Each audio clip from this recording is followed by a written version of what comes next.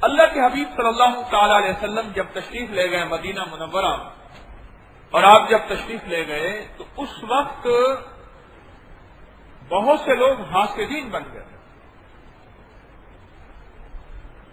یہودیوں میں حاسدین ایسے بنے کہ نبوت چلی گئی حضرت اسماعیل علیہ السلام کے پاس، اور بنی اسرائیل سے نبوت ختم ہو گئی، اور نبوت آ گئی مکہ میں اور بنو ہاشم میں. ان کے اندر یہ حسد تھا. تو ایک یہودی تھا، اس کا نام تھا لبیب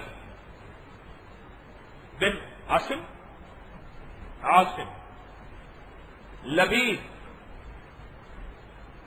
ایک جگہ لکھا ہے کہ وہ اپنی بیٹیوں کے ذریعے اس نے، اور ایک جگہ لکھا ہے کچھ خواتین کے ذریعے اس نے آقا مدینے والے پہ جادو کرایا.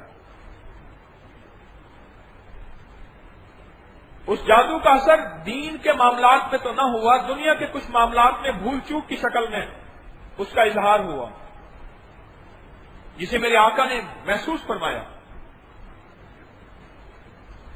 اس نے کیا کیا؟ آپ کے کنگھے سے گرے ہوئے بال مبارک یہ لیے، کچھ اور چیزیں لیں، اور کھجور کا ایک گاچھا لیا، ان کھلا، جس کی چھڑی نہیں بنی تھی. ان چیزوں کو سامنے رکھ کے اس نے جادو کیا.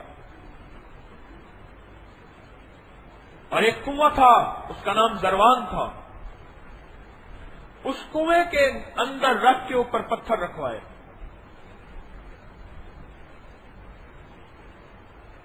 خواب دیکھا آقا نے، کیونکہ نبوت کا خواب بھی وہی ہوتا ہے، اور میرے نبی کا خود خیال نہیں ہوتا.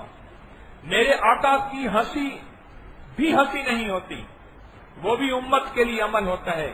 میرے آقا کی ناراضگی، آپ کا غصہ، یا آپ کا کوئی تصور، خیال اور فرمائش اور چاہت، پسندیدگی، وہ پھلوں میں ہے یا لباس میں ہے، وہ چال میں ہے یا حال میں ہے، یہ بھی اپنی طرف سے نہیں ہوتی.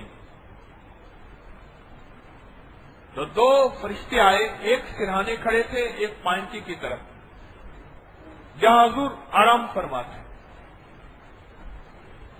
دو فرشتے آئے اور فرمایا کہ ان کو کیا ہے؟ انہیں ان پہ جادو ہے.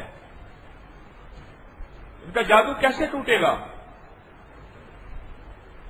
یا آپ تشریف لے جائیں فلاں کنویں پہ، اس کے اندر ایسے ایسے پتھر ہیں، اور دو صورتیں اللہ جل شانہ نے، فلق اور ناس، معوذتین، یہ صورتیں اللہ نے اسپیشل اس عمل کے لیے عطا فرمائیں، اور اس کا پوری تدبیر اور طریقہ فرشتوں نے بتایا. آپ جب نیند سے بیدار ہوئے تو آپ نے اپنی اہلیہ محترمہ کو یہ خواب سنایا، اور صحابہ کرام کی جماعت کو ساتھ لیا، اہل بیت کی جماعت کو، چند احباب کو ساتھ لیا، چند اپنے مخلصین کو ساتھ لے کے اس کنویں پہ تشریف لے گئے، اور وہاں وہ جو گرہیں تھیں، گانٹھیں دی ہوئی تھیں، یہ صورتیں پڑھتے جا رہے تھے اور ان کو کھولتے جا رہے تھے. اور ان صورتوں کی برکت سے، اللہ کے امر سے وہ جادو ٹوٹ گیا.